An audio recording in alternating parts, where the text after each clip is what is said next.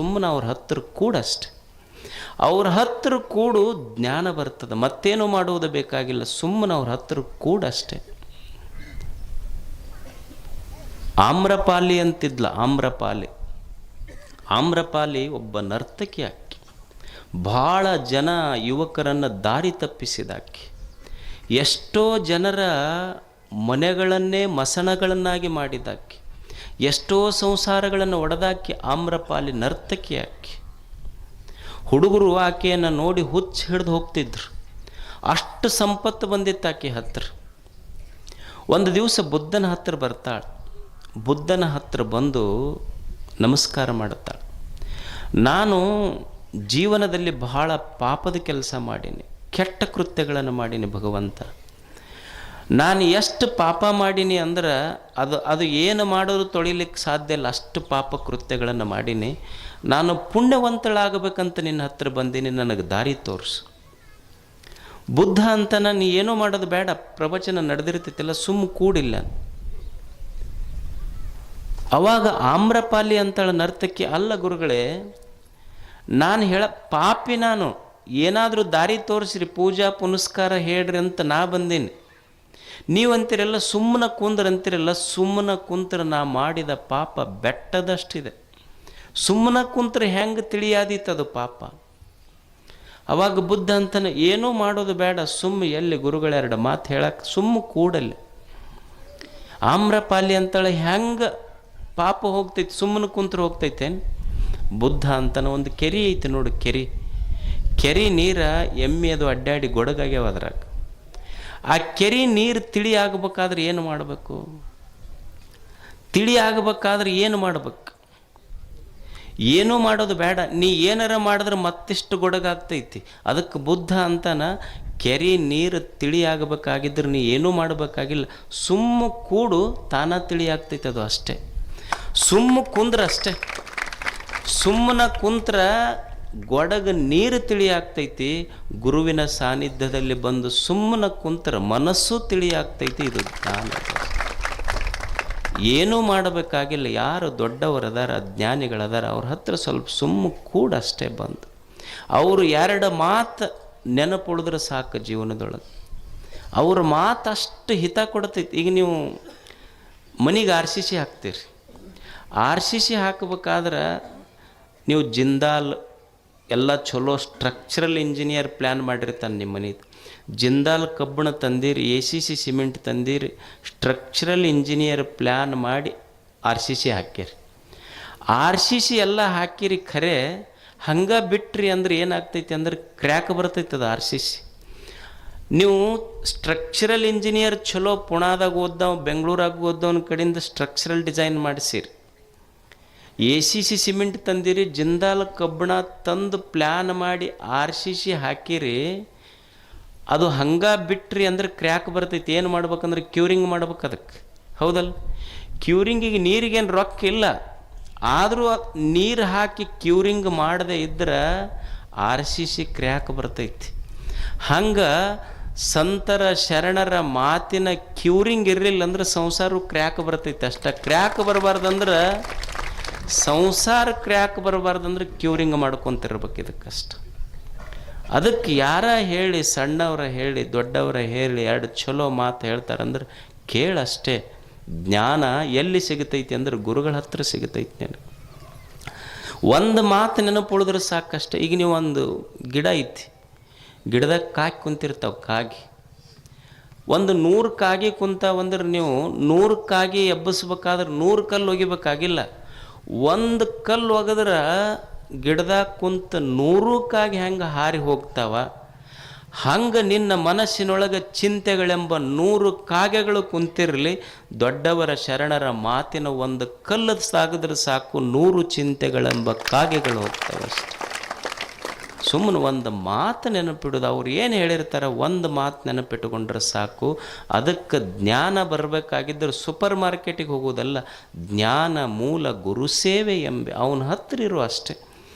ಗುರು ಅಂದ್ರೆ ಯಾರು ದೊಡ್ಡವರು, ಗುರು ಅಂದ್ರೆ ಇಷ್ಟೇ, ಯಾರು ಮೈ ಹೊಲಸು ಮಾಡಿಕೊಂಡಿಲ್ಲ, ಯಾರ ಕೈ ಹೊಲಸು ಮಾಡಿಕೊಂಡಿಲ್ಲ, ಯಾರ ಮನಸ್ಸು ಹೊಲಸು ಮಾಡಿಕೊಂಡಿಲ್ಲ ಅವರ ಗುರುಗಳಷ್ಟೇ. ಗುರುಗಳಂದ್ರೆ ಮತ್ತೇನಲ್ಲ, ಮೈ ಕೈ ಮನಸ್ಸು ಯಾರು ಹೊಲಸು ಮಾಡಿಕೊಂಡಿಲ್ಲ ಅವರು ಗುರುಗಳು. ಅಂಥವ್ರು ಮಾತು ನೆನಪಿಡು, ಜ್ಞಾನ ಬರ್ತೈತೆ ಬದುಕೆಂದು. ಜ್ಞಾನ ಮೂಲ ಗುರು ಸೇವೆ ಎಂಬೆ, ಐಶ್ವರ್ಯ ಮೂಲ ಲಿಂಗಾರ್ಚನೆ ಎಂಬೆ. ನಾವಂತ ಹಿಂಗೆ ಐಶ್ವರ್ಯ ಬರಬೇಕಾದ್ರೆ ಪೂಜಾ ಮಾಡ್ಬೇಕಂತಳಕ್ಕೆ. ಮತ್ತು ನಾವು ಎಷ್ಟು ಪೂಜೆ ಮಾಡೀವ್ರಿ, ಏನು ಅದ್ರ ಸಲುವಾಗೇ ಮಾಡೀವಿ ನಾವೆಲ್ಲ. ಗುಡಿಗೆ ಹೋಗಿದ್ದು ಅದಕ್ಕೆ, ವಾಸ್ತು ಕೇಳಿದ್ದು ಅದಕ್ಕೆ, ಏನು ಮನೆ ಕಟ್ಟಿಸಿದ್ವಿ ಎಲ್ಲ ಚಲೋ ಚಲೋ ಮನೆ ಎಲ್ಲ ಒಡೆದು ಎದಕ್ಕೆ? ಸಂಪತ್ತು ಬರ್ಬೇಕಂತ. ಏನು 100 ಎಕರೆ ಕಟ್ಟಿಸಿವಿ, 50 ಎಕರೆ ಕಬ್ಬು ಹಚ್ಚಾನ. ಆದರೂ ಬಂದು ಏನಂತಾನೆ ಮಠಕ್ಕೆ ಬಂದು, ಒಟ್ಟು ಹಿಂಗೆ ಕಾಣ್ತೈತಪ್ಪ, ಕಣ್ಣಿಗೆ ಕಾಣ್ತೈತಿ, ಕೈಗೆ ಬರೋದು. ಮತ್ತು ಹೋಗಿ ನಂಬರ್ ಹಚ್ಚಿದ್ರೆ ಅವ್ರ ಕೈಯಾಗ ಹೋಗ್ತೈತಿ, ನಿನ್ನ ಕೈಯಾಗ ಹೆಂಗೆ ಬರ್ತೈತೆ? ಕಣ್ಣಿಗೆ ಕಾಣ್ತೈತಿ, ಕೈಗೆ ಬರೋದು. ಅಲ್ಲ, ನಮ್ಮ ಸಂಪತ್ತಿಗಾಗೆ ಮಾಡಿವೆಲ್ಲ ನಾವು, ಎಲ್ಲನೂ ಮಾಡಿದ್ದು. ಜ್ಞಾನಿಗಳಂತಾರೆ ಯಾವುದಕ್ಕೆ ಸಂಪತ್ತು ಅನ್ನಬೇಕು? ಸಂಪತ್ತು ಅಂತ ಯಾವುದಕ್ಕೆ ಅನ್ನಬೇಕು ಅಂದ್ರೆ, ಯಾವುದು ನಿನಗೆ ಆಪತ್ತು ತರೋದಿಲ್ಲ ಅದು ಸಂಪತ್ತು. ನಮ್ಮ ಸಂಪತ್ತು ನಮಗೆಲ್ಲ ಆಪತ್ತು ತಂದೈತಿ. ಈಗ ನೀವು ನೋಡೋಣ, ಒಂದು ಬಂಗಾರ ಹಾಕ್ಕೊಂಡು, ಒಂದು ತೊಲೆ ಹಾಕ್ಕೊಂಡು ಹಿಂಗೆ ರಾತ್ರಿ ನೀವು ಹೋಗಿ ಬರ್ರಿ, ಬಂಗಾರ ತೊಗೊಂತಾರೆ, ತಲೆನ ತೆಗಿತಾರೆ. ನಮಗೆ ಆಪತ್ತು ತಂತಂದ್ರೆ ಅದು ಹೆಂಗೆ ಸಂಪತ್ತಾಗುತ್ತೆ? ಯಾವುದು ನನಗೆ ಆಪತ್ತು ತಂದಿಲ್ಲೋ ಅದು ಸಂಪತ್ತು.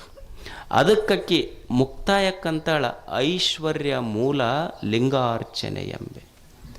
ಲಿಂಗಾರ್ಚನೆ, ಲಿಂಗ ಅಂದ್ರೆ ನಾವು ಬರೀ ಕಲ್ಲಿನ ಗುಡಿಯೊಳಗಿರುವ ಲಿಂಗ, ಅದು ಲಿಂಗ ಅಲ್ಲ.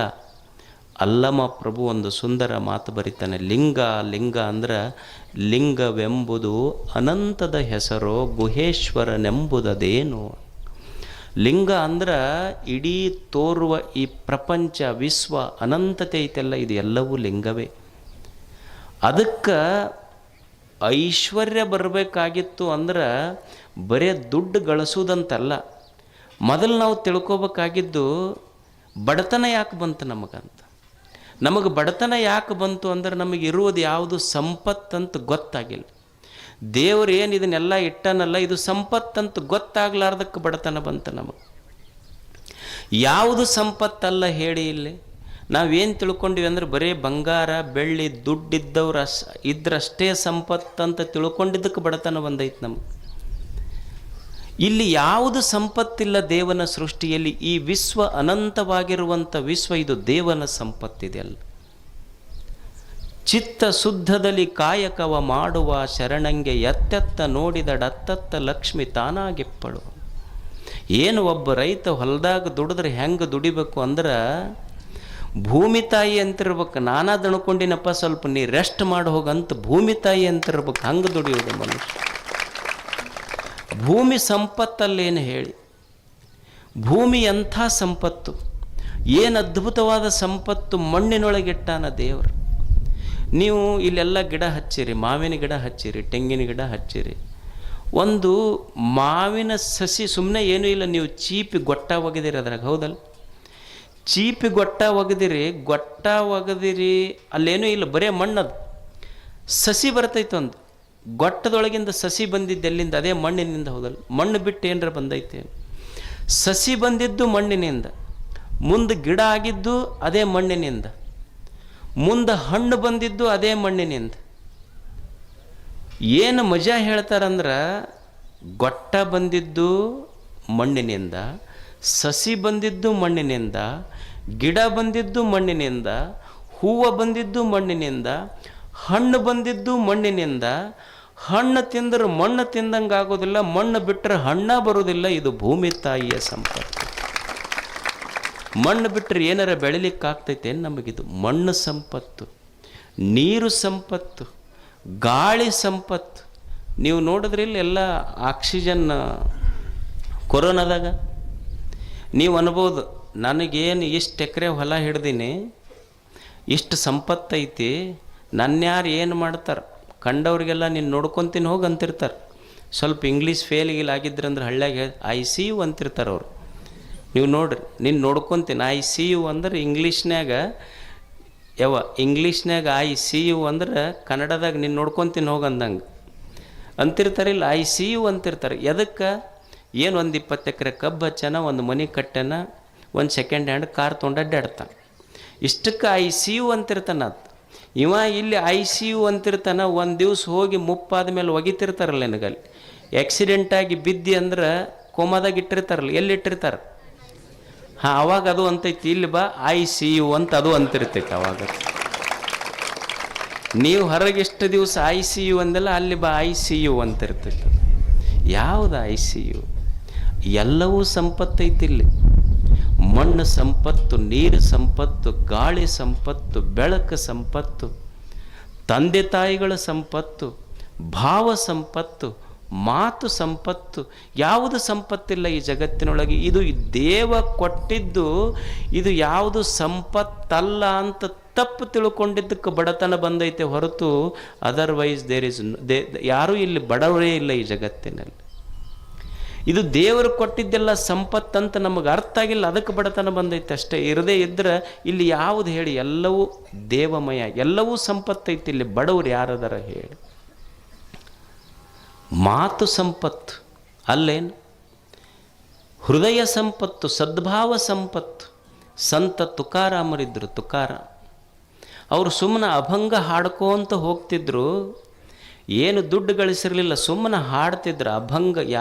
ಯಾವ ಮಾತು ಹೇಳಿದ್ರೆ ಭಂಗ ಬರೋದಿಲ್ಲ, ಅದು ಅಭಂಗ. ಅದು ಯಾವ ಮಾತಿಗೆ ಭಂಗ ಇಲ್ಲ, ನಾಶ ಇಲ್ಲ, ಅದು ಅಭಂಗ. ಅದು ಅಭಂಗ ಹಾಡ್ಕೊಂತ ಹೋಗ್ತಿದ್ರಲ್ಲ.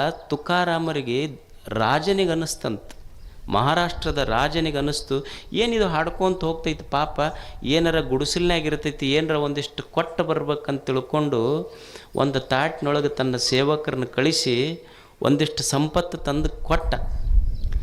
ಆವಾಗ ತುಕಾರಾಮ ಕೇಳಿದೆ, ಏನಿದು ಅಂತ. ಇಲ್ಲ, ಸಂಪತ್ತು ಕಳಿಸ್ಯಾರ ನಮ್ಮ ಮಹಾರಾಜರು. ಎದ್ರ ಸಲುವಾಗಿ ಕಳಿಸ್ಯಾರ? ನಿಮ್ಮ ಸಲುವಾಗಿ ಕಳಿಸ್ಯಾರ. ಅಲ್ಲ, ನನಗ್ಯಾಕೆ ಕಳಿಸ್ಯಾರ ಅವರು? ಇಲ್ಲ, ನೀವು ಸುಮ್ಮನೆ ಹಾಡ್ಕೊಂತ ಹೋಗ್ತೀರಿ, ಬಡತನ ಐತೆ ಅಂತ ತಿಳ್ಕೊಂಡು ಕೊಟ್ಟು ಕಳಿಸ್ಯಾರ. ಅಲ್ಲ, ನಿಮ್ಮ ಮಹಾರಾಜಗೆ ನಾ ಬಡವಂತ ಹೇಳ್ದವ್ರು ಯಾರು? ನಿಮ್ಮ ಮಹಾರಾಜಗೆ ನಾ ಬಡವಂತ ಹೇಳ್ದವ್ರು ಯಾರು? ಸಂಪತ್ತು ಕೊಟ್ಟು ನಿಮ್ಮ ಮಹಾರಾಜನಿಗೆ ಹೇಳಿ ಬಾ. ಯಾವ ನಿಮ್ಮ ಮಹಾರಾಜ ಪಂಢರಪುರದ ವಿಠ್ಠಲನ ಗರ್ಭಗುಡಿಯ ಮುಂದೆ ನಿಂತು ನನಗೆ ಸಂಪತ್ತು ಕೊಡು, ಸಾಮ್ರಾಜ್ಯ ಕೊಡು, ನನಗೆ ಸಾಮ್ರಾಜ್ಯ ಕೊಡು, ಸಂಪತ್ತು ಕೊಡು ಅಂತ ಯಾವ ಪಂಢರಪುರದ ವಿಠಲನ ಗರ್ಭಗುಡಿಯ ಮುಂದೆ ನಿಂತು ಕೇಳ್ತಾನಲ್ಲ, ಆ ಪಂಢರಪುರದ ವಿಠಲನೇ ನನ್ನ ಹೃದಯ ಗರ್ಭಗುಡಿಯೊಳಗಿರುವಾಗ ನಾನೇಕೆ ಬಡವನಿಲ್ಲ? ನಾ ಯಾಕೆ ಬಡವಾಗ್ತೀನಿ ಹೇಳು? ಯಾರೂ ಬಡವರಿಲ್ಲ. ನಮ್ಮ ಭಾವದ ಕೊರತಿದ್ದಕ್ಕೆ ಬಡತನ ಬಂದೈತೆ ಅಷ್ಟೆ. ಪೃಥಿವ್ಯಾಂ ತ್ರೀಣಿ ರತ್ನಾನಿ ಜಲಂ ಅನ್ನಂ ಸುಭಾಷಿತಂ. ಏನು ಅನ್ನ ಸಂಪತ್ತು, ನೀರು ಸಂಪತ್ತು. ಹೋಗ್ತೀರಿ, ನಾಳೆ ಇನ್ನೊಂದು ಕ್ಷಣಕ್ಕೆ ಪ್ರಾಣ ಪಕ್ಷಿ ಹಾರಿ ಹೋಗ್ತೈತಿ. ಹೋಗಾಗ ಏನಂತಾರೆ? ಒಂದು ತೊಲಿ ಬಂಗಾರ ಇಡ್ರಿ ಬಾಯಾಗಂತಾರೆ. ಏನು ಒಂದು ಗುಟಕ್ಕೆ ನೀರು ಹಾಕ್ರಿ ಅಂತಾರೆ, ಒಂದೆರಡು ಶಿವನುಡಿ ಹೇಳ್ರಿ ಅಂತಾರೆ. ಅಂದ್ರೆ ನಿನ್ನ ಪ್ರಾಣ ಪಕ್ಷಿ ಹಾರಿ ಹೋಗುವಾಗ ನೀನು ಗಳಿಸಿದ ಸಂಪತ್ತು ಬರಲಿಲ್ಲ, ಒಂದು ಹನಿ ನೀರು ನಿನ್ನ ಜೊತೆಗೆ ಬಂದಿತ್ತಷ್ಟೆ. ನೀರು ಸಂಪತ್ತು, ಅನ್ನ ಸಂಪತ್ತು, ಒಳ್ಳೆಯ ಮಾತುಗಳ ಸಂಪತ್ತು. ಮಾತು ಸಂಪತ್ತಿ ಜಗತ್ತಿನೊಳಗಲ್ಲೇನೆ. ಶರಣರು ಕಲ್ಯಾಣ ಕಟ್ಟಿದ್ರು. ಯಾವುದರಿಂದ ಕಟ್ಟಿದ್ರು? ಏನೂ ಇಲ್ಲ. ಶರಣರು ಕಲ್ಯಾಣ ಎದರಿಂದ? ಅವ್ರೇನು ನಿಮಗೆ ರೇಷನ್ ಫ್ರೀ ಕೊಡ್ತೀವಿ, ಆಶ್ರಯ ಮನೆ ಕಟ್ಟಿ ಕೊಡ್ತೀವಿ ಅಂತ ಕಲ್ಯಾಣ ಕಟ್ಟಿದ್ರೇನು?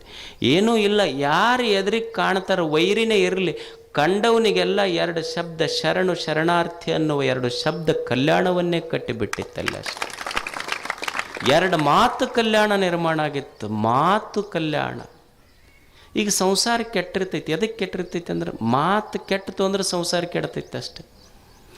ಮಾತು ಕೆಟ್ಟಿತು ಅಂದ್ರೆ ಸಂಸಾರ ಕೆಡ್ತೈತಿ. ಮಾತು ಚಲೋ ಇತ್ತು ಅಂದ್ರೆ ಸಂಸಾರ ತಾನೇ ಚಲೋ ಇರ್ತೈತಿ. ಪಾಪಿಗೆ ಅವು ಹೆಣ್ಮಕ್ಳು ಅದಾರ, ತಾಯಂದಿರದಾರ, ಇಷ್ಟು ದಿವಸ ಮಾಡ್ಕೊತ ಬಂದಾರ ಅವರು. ಅವ್ರಿಗೇನು ನೀವು ಒಂದು ದಿವಸರ ಸಂಡೇ ಐತಿ ನೀವು ಅಡುಗೆ ಮಾಡೋದು ಬಿಡ್ರಿ ಅಂದಿರ, ಸ್ಯಾಟರ್ಡೇ ಐತಿ ಹಾಫ್ ಡೇ ರೆಸ್ಟ್ ತೊಗೊಳ್ರಿ ಅಂದಿರಿ. ಏನು ಮತ್ತೆ ನಿಮಗೆ ಸೂಟಿ ಇದ್ದಾಗ ಜಾಸ್ತಿ ಕೆಲಸ ಅವ್ರು ಮಿನ್ನ ಮಾಡಿ ಹಾಕ್ಬೇಕು. ಮತ್ತು ಅವ್ರು ಏನು ಇಷ್ಟು ವರ್ಷ ನಾವು ಎಲ್ಲೋ ಹೋಗಿ ಅವರು ರಾಷ್ಟ್ರಪತಿಗಳ ಮುಂದೆ ಒಂದು ಪ್ರಶಸ್ತಿ ತಗೊತಾರಲ್ಲ, ಅವರಷ್ಟೇ ಭಾರತ ರತ್ನ ಅಲ್ಲ. ನಂದೊಂದು ಸಂಸಾರ ಚಂದ ನಡಿಬೇಕು ಅಂತ ತಿಳ್ಕೊಂಡು, ನನ್ನ ಮಕ್ಕಳು ಓದಬೇಕು, ನನ್ನ ಗಂಡ ಊರಾಗ ಒಂದು ಹೆಸರು ಮಾಡಬೇಕು, ನಾವು ಇನ್ನೊಬ್ಬರ ಮನೆ ಮುಂದೆ ಕೈ ಒಡ್ಡಬಾರ್ದು, ನಮ್ಮದೊಂದು ಸುಂದರ ಸಂಸಾರ ಕಟ್ಟಬೇಕು ಅಂತ ನೂರಾರು ಕಷ್ಟಗಳನ್ನು ತಾಳಿಯೂ ಸಹಿತ ಇನ್ನೊಬ್ಬರಿಗೆ ಹೇಳದೆ ಸದಾ ದುಡಿಯುವ ಈ ದೇಶದ ತಾಯಂದಿರು ಭಾರತ ರತ್ನಗಳೇ. ಅವು ಸಹಿತ ಭಾರತ ರತ್ನ. ಯಾರು ಭಾರಾಗಿಲ್ಲ, ಯಾರು ಭಾರತ ರತ್ನ ಯಾರು ಭಾರತೀಯರು ಅಂದರೆ ಯಾರು ಈ ಭಾರತಕ್ಕೆ ಭಾರಾಗಿಲ್ಲ ಅವರೇ ಭಾರತೀಯರಷ್ಟೇ. ದುಡಿತಾರೆ ಇಲ್ಲ ಅವರು ಪಾಪ. ಅವು ಇಷ್ಟು ದುಡಿತಾವಲ್ಲ, ಒಮ್ಮೆ ಅನ್ಬೇಕು ನೀವು, ನಿಮಗೆ ಎದಕ್ಕೆ ಸಿಟ್ಟು ಬರ್ತೈತಿ ಗಂಡು ಮಕ್ಕಳಿಗೆ ಅಂದ್ರೆ, ಒಟ್ಟ ಇಷ್ಟು ದುಡಿತೀವಿ ನೋಡ್ರಿ ಹಂಗೆ ಅನ್ನೋದಿಲ್ಲ. ಇನ್ನೂ ಒಂದು ಚಂದ, ಅದು ದುಡ್ದಂಗೆ ದುಡಿತೀವಿ. ಏನದು? ಅದು ದುಡ್ದಂಗೆ ದುಡಿತೀವಿ. ಒಂದು ಫೋನ್ ಹಚ್ಚಿ ಕೇಳಿಲ್ಲ ನಮಗೆ ಮಧ್ಯಾಹ್ನ ಊಟಕ್ಕೆ ಬರ್ತಾರೆ ನಾನು, ಹೌದಲ್ಲ? ಅಲ್ಲ ಪಾಪ ಅಕ್ಕಿ ಹೆಣ್ಮಗಳು ಇಷ್ಟು ವರ್ಷ ದುಡ್ಯಾಕತ್ತಾಳೆ, ನೀವು ಒಮ್ಮೆರೆ ಹಚ್ಚಿ ನಾ ಬರೋದು ಲೇಟ್ ಆಕೈತಿ, ನೀವು ಉಂಡಿ ಇಲ್ಲ ಅಂತ ನೀ ಕೇಳ್ಬೇಕು ನೋಡೋಣ. ಕೇಳಿ ಏನು ನೀನು ಕೇಳಿಲ್ಲ. ಒಬ್ಬನಿಗೆ ಸಮಸ್ಯೆ ಆಯ್ತು, ಭಾಳ ಸಮಸ್ಯೆ ಆಯ್ತು. ಒಬ್ಬ ಜ್ಯೋತಿಷ್ಯ ಹತ್ರ ಭಾಳ ಸಮಸ್ಯೆ ಆಗೈತೆ ರೀ ಮನ್ಯಾಗ. ಏನು ಸಮಸ್ಯೆ ಆಗೈತಿ? ಒಟ್ಟ ನಮ್ಮ ಮನೆಯವ್ರಿಗೆ ನಮಗೆ ಹೊಂದಿಕಿಲ್ಲ. ಅಲ್ಲಿ ಏನು ಸಮಸ್ಯೆ ಹೊಂದಿಕಿಲ್ಲ ಅಂದ್ರೆ ಏನಾಗೈತಿ? ಅವ್ರು ಏನು ಅಡುಗೆ ಮಾಡ್ತಾರೆ ಒಟ್ಟು ಸ್ವಾದ ಇಲ್ಲ ಅದ್ರಾಗ ನನಗೆ. ಅಲ್ಲೋ ಜ್ಯೋತಿಷ್ಯದಾಗ ಏನರ ಹೇಳ್ಬೋದು, ನಿನ್ನ ಸಮಸ್ಯೆನೂ ನಮ್ಮ ಮನೆಯಾಗ ಹೋಯ್ತಿದ್ದು ಸಮಸ್ಯೆ ಅಂದ. ಸೇಮ್ ಪ್ರಾಬ್ಲಮ್ ಅಲ್ಲಿ ನಮ್ಮ ಮನೆಯಾಗೂ ಹಿಂಗಾಯ್ತು. ಇದಕ್ಕೆ ಜ್ಯೋತಿಷ್ಯದಾಗ ಏನು ಹೇಳಕ್ಕೆ ಬರೋದಿಲ್ಲ ಅಂದ್ರೆ ಅವ್ರ ಅಲ್ರಿ ಮತ್ತು ಏನು ಹೇಳ್ಬೇಕು ಇದಕ್ಕೆ? ಒಟ್ಟು ಅವ್ರು ಏನು ಸ್ವಾದನ ಇರೋದಿಲ್ಲ ಅದ್ರಾಗ. ಏನು ಮಾಡ್ಬೇಕು ತಮ್ಮ? ಇದಕ್ಕೇನೂ ಇಲ್ಲ, ಜ್ಯೋತಿಷ್ಯದಾಗಂತೂ ಇದು ಕೂತ್ರಿಲ್ಲ. ನೀ ಎಷ್ಟು ಪಗಡಿ ಅವೇನು ಹಾಡ್ತಿರ್ಲಿ ಎಲ್ಲ ಹಾಕಿ ನೋಡಿದ್ರು ಏನೂ ಉತ್ತರ ಇಲ್ಲ. ಇದಕ್ಕೆ ಇರೋದು ಒಂದೇ ಉತ್ತರ ಏನಂದ್ರೆ ಅವ್ರು ಹೆಂಗಾರ ಮಾಡಲಿ ಭಾಳ ರುಚಿಯಾಗೈತೆ ಅಂತ ಹೇಳ್ಬೇಕು ಅಟ್ಟ. ಇದನ್ನು ಬಿಟ್ಟರೆ ಬೇರೆ ಉತ್ತರ ಇಲ್ಲ. ಅವ್ರು ಏನಾರ ಕುದಿಸ್ಲಿ ಹೇಳ್ಬೇಕು ಚಂದ ಭಾಳ ರುಚಿಯಾಗೈತೆ ಅಂತ ಹೇಳ್ಬೇಕು. ಇದು ತಲೆಯಾಗಿತ್ತ ಅದ ಇಟ್ಕೊಂಡು ಬಂತು ಮನೆಗೆ. ಅವ್ರು ಅವತ್ತು ಹೋಳಿಗೆ ನೀಡಿದ್ರು ಇದಕ್ಕೆ. ಉಂಡವನ ಒಂದು ತುತ್ತು ಉಂಡಂದ, ಇಂಥ ರುಚಿ ಹೋಳಿಗೆ ಎಂದೂ ಉಂಡಿಲ್ಲ ಅಂದ. ಕೊಟ್ಲು ಏಟೊಂದು 20 ವರ್ಷ ಮಾಡಿ ಹಾಕಿ ನೀವು ಒಮ್ಮೆ ರುಚಿ ಅಂದಿಲ್ಲ, ಇವತ್ತು ಮಗ್ಗಲ ಮನೆಯಕ್ಕೆ ಹೋಳಿಗೆ ಮಾಡಿ ಕೊಟ್ಟದಕ್ಕೆ ಎಷ್ಟು ರುಚಿ ಆತ? ಇಷ್ಟು ದಿವಸ ಮಾಡಿ ಹಾಕಿ ನಿನಗೆ ಒಂದು ದಿವಸರ ರುಚಿ ಅಂದಿಲ್ಲ ನೀನು. ಒಂದು ದಿವಸ ಮಗ್ಗಲ ಮನೆಯಕ್ಕೆ ಹಾಕಿದ್ದಕ್ಕೆ ಎಷ್ಟು ರುಚಿ ಆತ ನಿನಗೆ? ಅಲ್ಲ ಸುಮ್ಮನೆ ಅನ್ಕೊಂತ ಹೋಗಿದ್ರೆ ಕಪಾಳ ಬಾಯದ ಉಳಿತಿತ್ತು. ನಾ ಹೇಳಿ ಮಾತು ಸಂಸಾರ ಕಟ್ಟತಾವ, ಮಾತು ಸಂಸಾರ ಕೆಡಿಸ್ತಾವ. ಮಾತೆಂಬುದು ಜ್ಯೋತಿರ್ಲಿಂಗ, ಅದು ಕಲ್ಲಿನ ಲಿಂಗ ಅಲ್ಲ, ಬೆಳಕಿನ ಲಿಂಗ ಅದು ಅಷ್ಟೆ. ಮಾತು ಸಂಪತ್ತು, ಸದ್ಭಾವ ಸಂಪತ್ತು, ತಂದೆ ತಾಯಿಗಳ ಸಂಪತ್ತು, ಮಣ್ಣು ಸಂಪತ್ತು, ನೀರು ಸಂಪತ್ತು. ಈ ವಿಶ್ವ ಏನಿದೆ ತೋರುವ ಅನಂತ ವಿಶ್ವವೇ ಸಂಪತ್ತು ಅಂತ ತಿಳ್ಕೊಂಡು ಬಿಟ್ಟರೆ ನಮ್ಮನ್ನು ಬಡತನನೇ ಬರೋದಿಲ್ಲ, ನಾವು ಬಡವರಾಗಿ ಉಳಿಯುವುದಿಲ್ಲ ಜಗತ್ತಿನಲ್ಲಿ. ಅದಕ್ಕೆ ಐಶ್ವರ್ಯ ಮೂಲ ಲಿಂಗಾರ್ಚನೆ ಎಂಬೆ ಇದು ದೇವನದು ಅಂತ ಪ್ರೀತಿಸಷ್ಟೆ. ಇದು ನಂದು ಅಂತ ಪ್ರೀತಿಸುವುದಲ್ಲ, ಇದು ದೇವರದು ಅಂತ ಪ್ರೀತಿಸುವುದು.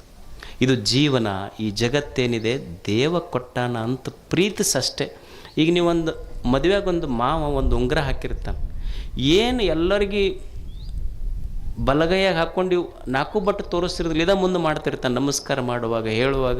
ನನ್ನ ಕರೆದೇ ಅವ್ರು ಯಾರೂ ಕರೆದಿಲ್ಲ ಆದರೂ ಅಂದ್ರೆ ಒಬ್ಬ ಮಾವ ಸುಮ್ಮನೆ ಒಂದು ಉಂಗುರ ಕೊಟ್ಟಿದ್ದಕ್ಕೆ ಮಾವಿಗೆ ಅಷ್ಟು ಸಲ ನೆನಪಿಸ್ತೀವಿ. ಮಾವ ಒಂದು ಉಂಗುರ ಕೊಟ್ಟಿದ್ದಕ್ಕಿಷ್ಟು ನೆನಪಿಸ್ತೀವಿ. ಮಹಾದೇವ ಒಂದು ಬದುಕ ಕೊಟ್ಟಾನ, ಈ ಜಗತ್ತು ಕೊಟ್ಟಾನ, ಅವನನ್ನು ಎಷ್ಟು ನೆನಪಿಸಬೇಕು. ಈ ಸುಂದರವಾದ ಜೀವನ ಜಗತ್ತು ಇದು ಸಂಪತ್ತಿದು ಅಷ್ಟೇ ಅಂತ ತಿಳ್ಕೊಂಡು ಬದುಕುವುದು. ಮೋಕ್ಷ ಮೂಲ ಘಟ ಸಂತೃಪ್ತಿ ಎಂಬೆ. ಮೋಕ್ಷ ಅಂದ್ರೆ ನಾವೇನು ತಿಳ್ಕೊಂಡಿವಿ, ಎಲ್ಲ ಮುಗಿದ ಮೇಲೆ ಎಲ್ಲೋ ಆಗೋದಂತ ತಿಳ್ಕೊಂಡು. ಮೋಕ್ಷ ಇದರ ಅರ್ಥ ದುಃಖವಿಲ್ಲದ ಸ್ಥಿತಿ ಅಷ್ಟೇ. ದುಃಖ ಇರಲಾರ್ದಂಗೆ ಇರೋದು. ಆನಂದವೇ ಮೋಕ್ಷ.